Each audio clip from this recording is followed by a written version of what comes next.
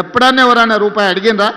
పథకం మొదలుపెట్టినాడే నన్ను కొంతమంది మా ఆడబిడ్డలు అడిగినారు, అయ్యా మరి మమ్మల్ని బస్ కిరాయి అడిగితే ఏం చేయాలని. ఏం లేదక్క, నా ఫోటో జేబులో పెట్టుకొని మా తమ్ముడు పట్నంలో ఉంటాడు, పోయి కిరాయి పైసలు తెచ్చుకోపోండి అని చూపియమని చెప్పిన. 2 నెలలలో ఎప్పుడన్నా ఎవరైనా రూపాయి అడిగినరా అక్క?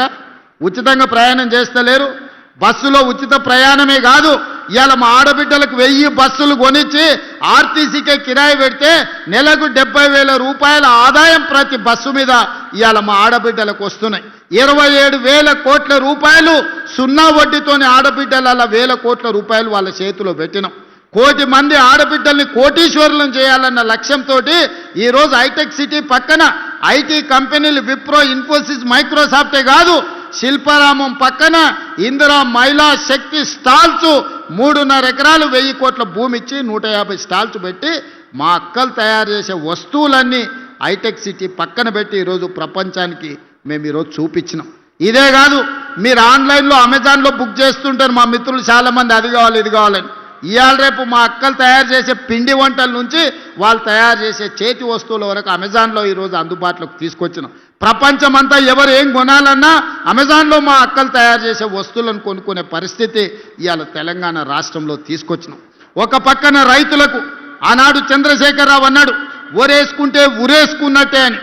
కానీ మన ప్రభుత్వం వచ్చినాక నేను చెప్పిన, వరి వెయ్యండి, సన్న ఒడ్లు పండించండి, గిట్టుబాటు ధరనే కాదు 500 రూపాయల బోనస్ ఇస్తామంటే ఈరోజు దేశంలోనే ప్రతి సంవత్సరం 1,55,00,000 మెట్రిక్ టన్నులు ప్రతి సీజన్లో ఇవాళ ఒడ్లు పండించి దేశంలోనే అత్యధికంగా వరి పండిస్తున్న రాష్ట్రంగా తెలంగాణ ఒక ప్రతిష్టను సాధించింది. 500 రూపాయల బోనస్ ఇచ్చి ఇవాళ ఒడ్లు కొంటున్నాం. తాండూరు కందులకి ఈరోజు మంచి మార్కెట్ తీసుకురావడానికి ప్రయత్నం చేస్తున్నాం. అందుకే మిత్రులారా, ఒకవైపున రైతులను, రెండో వైపున మహిళల్ని, మూడో వైపున విద్యార్థులను, నిరుద్యోగ యువకులను ఒక్కొక్క సమస్యను పరిష్కరించుకుంటూ ఒక్కొక్క సమస్యను అధిగమించుకుంటూ తెలంగాణ రాష్ట్రాన్ని నెంబర్ 1గా ఈ రాష్ట్రానికి పెట్టుబడులను ఆకర్షించి మొన్నటికి మొన్న మీరు చూసిండ్రు, మహేశ్వరం దగ్గర గ్లోబల్ సమ్మిట్ ఏర్పాటు చేస్తే 100 దేశాల నుంచి పెట్టుబడులు పెట్టే వాళ్ళు ఇక్కడికి వచ్చారు. ఇవాళ ఒక గొప్ప ఫ్యూచర్ సిటీని 30,000 ఎకరాలలో ప్రపంచాన్ని తలదన్నే విధంగా ఒక గొప్ప నగరాన్ని ఈరోజు మనం నిర్మించుకోబోతున్నాం. ఇవాళ మన ఏరియాలో పారిశ్రామిక వాడలను తెస్తే మన నిరుద్యోగ యువకులకు ఉద్యోగ ఉపాధి అవకాశాలు వస్తాయి.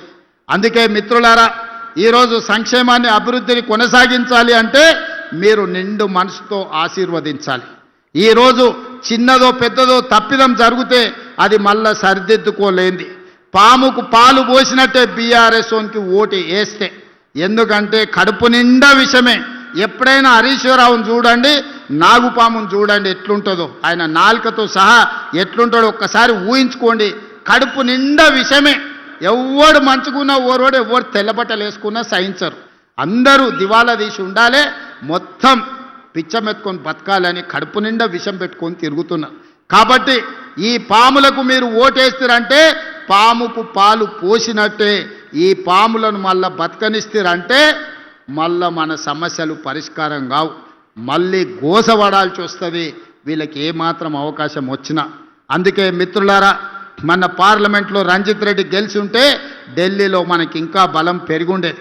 ఇవాళ డాక్టర్ రంజిత్ రెడ్డి ఈ ప్రాంత అభివృద్ధిలో ప్రభుత్వం వైపు నుంచి కూడా మీకు అండగా నిలబడతాడు. మీరందరూ కలిసికట్టుగా ఈ ప్రాంతాన్ని అభివృద్ధి చేసుకోండి. మున్సిపాలిటీలలో, ప్రతి మున్సిపాలిటీలో ప్రత్యేకమైన అభివృద్ధి కార్యక్రమాలను తీసుకొని రంజిత్ రెడ్డి గారిని ప్రత్యేకమైన బాధ్యత ఇచ్చి మున్సిపల్ మంత్రిగా వారిని పెట్టి ఈ చేవెళ్ల పార్లమెంటు నియోజకవర్గంలో ఉన్న ప్రతి మున్సిపాలిటీకి ప్రత్యేకమైన నిధులు ఇస్తా, మాజీ పార్లమెంట్ సభ్యునికి బాధ్యత ఇస్తా, ఎన్ని నిధులు కావాలన్నా ఇచ్చే బాధ్యత నాది. పని చేయించుకునే పని మీది. గెలిపించుకోండి, మీరు నిధులు సాధించుకోండి. మీరు గాడిదకు గడ్డేసి గోవుకు పాలు విండుతామంటే కుదరదయ్యా. నేనైతే ఇక ఉన్నది ఉన్నట్టు చెప్పదలుచుకున్నా. మీరు గాడిదలకు గడ్డేస్తే అవి తిని బాగా బలుస్తాయి, వెనక పోతే తంతాయి, ముందరికి వస్తే పొడుస్తాయి. మీరు గోవు దగ్గరకు పోయి పాలు విండనికి పోతే రావు. అందుకే ఇవాళ గోవు లాంటి కాంగ్రెస్ పార్టీని గెలిపించుకోండి. ఇదే మన పేదోళ్ళ పార్టీ, మన పేదలకు మర్యాద. ఓ పూట పని అయినా కాకపోయినా పోతే పలకరిస్తారు, మర్యాద ఇస్తారు, కూసబెడతారు, ఏంది సమస్య అని అడుగుతారు. గతానికి ఇయ్యాలటికి ఉన్న తేడా మీరు ఆలోచన చెయ్యండి. గతంలో ఎప్పుడు ఏ పోలీసోడు వస్తాడో తెలియదు. ఎవ్వరు ఫోన్లో మాట్లాడుకోవాలన్న గతంలో భయం ఉండే. ఈడున్న యువకులని చెప్పుండ్రి, ఫోన్లలో మాట్లాడుకునే స్వేచ్ఛనాన్ని ఉండేనా గతంలో? ఇవాళ ఉన్న పరిస్థితి ఏందో మీరు చూడండి. అందుకే చిన్న చిన్న విషయాలు ఏమన్నా ఉన్నా పక్కన పెట్టండి. నేనుంటా. వికారాబాద్ జిల్లా నుంచి ఈరోజు నేను ప్రసాద్ గారు రాష్ట్రానికే నాయకత్వం వహిస్తున్నాం. మన జిల్లాలో 100% ఫలితాలు అనుకూలంగా ఉండాలి. అట్లనే గెలిస్తే మనం నిధులు కూడా అట్లా తెచ్చుకోవడానికి అవకాశం ఉంటుంది. కాబట్టి మిత్రులారా, ముఖ్యంగా మా అక్కల మీద నాకు సంపూర్ణమైన విశ్వాసం ఉంది. ఆడబిడ్డ ఆశీర్వదించినాక ఇంకా అడ్డమే లేదు. ఈ ఎన్నికల్లో గెలుస్తాం. ఎందుకంటే మగపిల్లలను అక్కడిక్కడ కదులుతున్నారు. మా అక్కలు మాత్రం మంచిగా ఈటీవీ మా టీవీ సీరియల్ పోతే పోయినా మళ్ళీ రేపు చూసుకోవచ్చని మంచిగా కూర్చొని ఆశీర్వదించనికే ఇక్కడికి వచ్చారు. అవునా అక్క? ప్రతి ఒక్కరికి చెప్పురి, చుట్టాలకి చెప్పురి, మనోళ్ళకి చెప్పురి, మంచోళ్ళకి కూడా చెప్పుండ్రి. ఈ ఎన్నికలు మనకు కీలకం. మన గల్లీ అభివృద్ధి చేసుకోవడానికి ఉపయోగపడే ఎన్నికలు.